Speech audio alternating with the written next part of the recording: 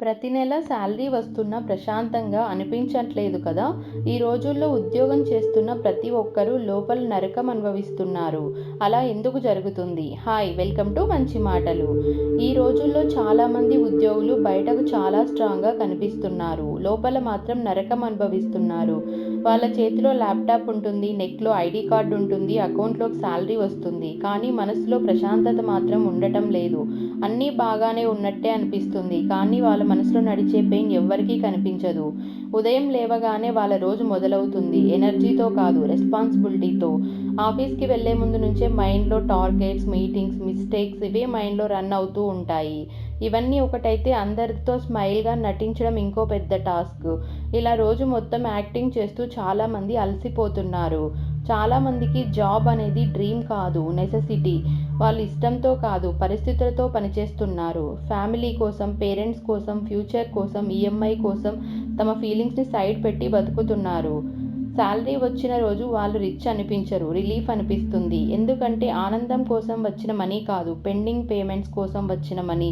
Rent, bills, loans అని ఎదురు చూస్తూ ఉంటాయి. ఆఫీస్ స్ట్రెస్ ఒకవైపు, పర్సనల్ స్ట్రెస్ మరోవైపు. ఇంట్లో ప్రాబ్లమ్స్ ఉంటే ఆఫీస్‌కి తీసుకెళ్లలేరు, ఆఫీస్ ప్రెజర్ ఉంటే ఇంట్లో చెప్పలేరు.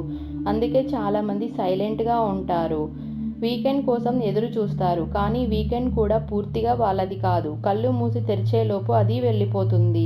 స్లీప్ రికవర్ అవ్వాలి, పెండింగ్ పనులు, ఇంట్లో పనులు చేయాలి. దానికంటే ముందు నెక్స్ట్ వీక్‌కి మెంటల్లీ ప్రిపేర్ అవ్వాలి. ఇలానే ఇయర్స్ గడిచిపోతాయి. జీవితంలో ఎంజాయ్ మాత్రం ఉండదు. కొన్నిసార్లు రిజైన్ చేయాలి అని అనుకుంటారు, కానీ రెస్పాన్సిబిలిటీస్ గుర్తొస్తాయి. కొన్నిసార్లు ఏడవాలనిపిస్తుంది, కానీ టీయర్స్‌కి కూడా టైం ఉండదు. కొన్నిసార్లు నవ్వాలనిపిస్తుంది, కానీ రీజన్స్ కనపడవు. మంత్ అంతా శాలరీ ఒక్కసారి క్రెడిట్ అయితే ఈఎంఐ, రెంటు, ఫ్యామిలీ ఖర్చులకి మంత్ అంతా మనీ డెబిట్ అవుతూనే ఉంటుంది. చేతిలోకి ఎంత మనీ వచ్చినా ప్రశాంతత రావటం లేదు. అందుకే చాలామంది ఎర్న్ చేస్తున్నారు, కానీ ఎంజాయ్ చేయలేకపోతున్నారు. కొన్నిసార్లు వాళ్ళు మాట్లాడకుండా ఉంటే యాటిట్యూడ్ అనుకుంటారు, లేట్ రిప్లై ఇస్తే కేర్‌లెస్ అనుకుంటారు. కానీ నిజానికి వాళ్ళు మెంటల్లీ హ్యాపీగా లేరు, అంతే. ప్రమోషన్ వచ్చినా పీస్ రాదు, శాలరీ పెరిగినా టైం రాదు, ఎక్స్‌పీరియన్స్ పెరిగినా ప్రెజర్ తగ్గదు. ఇది ప్రతి ఒక్క ఉద్యోగి ఫేస్ చేస్తున్న ప్రాబ్లమ్. నిజం ఏంటంటే ఎంప్లాయీ శాలరీతో కాదు, పేషెన్స్‌తో బతుకుతున్నాడు. ఈరోజు చాలామంది పనిచేస్తున్నది బ్రతకడానికి కాదు, నిలబడటానికి. దీనికి మీరేమంటారు? ఇది ఎంతవరకు నిజమని మీరు ఫీల్ అవుతున్నారు? మీరు ఇలా ఫీల్ అవుతూ ఉంటే కామెంట్ సెక్షన్‌లో యెస్ అని టైప్ చేయండి. అలాగే మా వీడియో మీకు నచ్చితే తప్పకుండా లైక్ చేయండి. మీ ఫ్రెండ్స్ అండ్ రిలేటివ్స్‌కి షేర్ చేయండి. సబ్స్క్రైబ్ చేసుకోవడం మాత్రం మర్చిపోకండి. Thanks for watching.